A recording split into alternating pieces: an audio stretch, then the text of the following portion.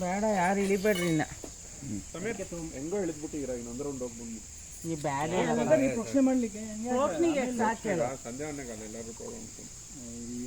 ಅಲ್ಲಿಗೆ ಹೋದ್ಮೇಲೆ ಮಾಡೋಣ ಹೇಳ್ರಿ ಸಂದೇವನಿ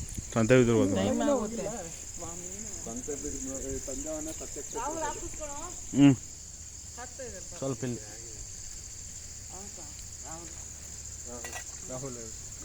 ವ್ಲಾಗಿಂಗ್ ಮಾಡ್ತಿದ್ದೀರಾ?